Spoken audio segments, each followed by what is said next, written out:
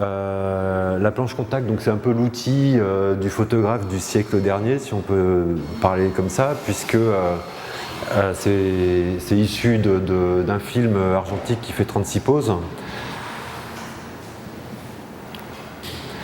Et j'ai choisi cette planche qui est un peu ambiguë, qui a priori parle de quelque chose de violent. Alors on pourrait penser qu'il y a des gens qui sont morts, c'est pas exactement ça. Il s'agit de personnes qui miment la mort. Quelques jours après le massacre d'Actéal, qui a eu lieu en décembre 1997, où un groupe de paramilitaires a massacré 45 personnes dans une petite église, et pour beaucoup des femmes et des enfants, d'un groupe religieux qu'on appelle las abejas, les abeilles, et qui est un groupe religieux assez proche des zapatistes. Ce sont des personnes donc qui se sont révoltés il y a un peu plus de 20 ans par les armes, mais qui les ont très vite déposées, qui ont une lutte aujourd'hui qui est totalement pacifiste, et qui se sont rebellés contre, on pourrait dire, le fonctionnement ou l'état du monde capitaliste, qui a tendance à oublier une grosse partie de la population. Donc là, il s'agit de l'état du Chiapas, mais c'est aussi une histoire qui a beaucoup inspiré tous les mouvements altermondialistes qui ont eu lieu par la suite en Europe à partir de la fin des années 90, début des années 2000. Et qui ont donné des mouvements qui existent jusqu'à aujourd'hui. Apparemment, aujourd'hui, il y a des choses qui sont en train de se réveiller.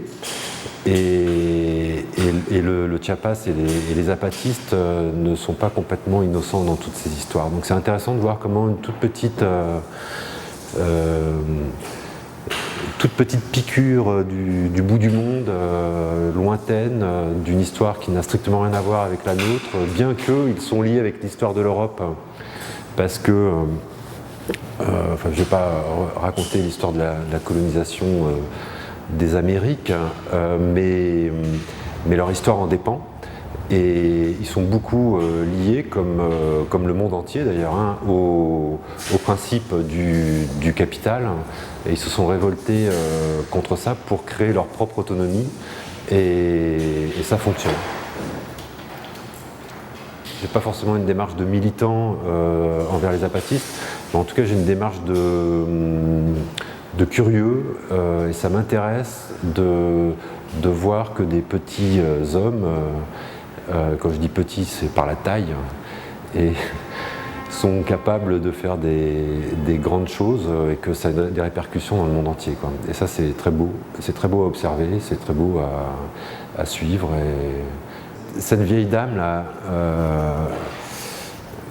dont j'ai fait le portrait très serré en 98, dans un camp de déplacés, enfin un camp de réfugiés, parce que c'était un moment où il y avait beaucoup de paramilitaires qui semaient la terreur dans la région, et les gens proches des zapatistes se sont déplacés dans un camp à Polo, dans la région de Los Altos.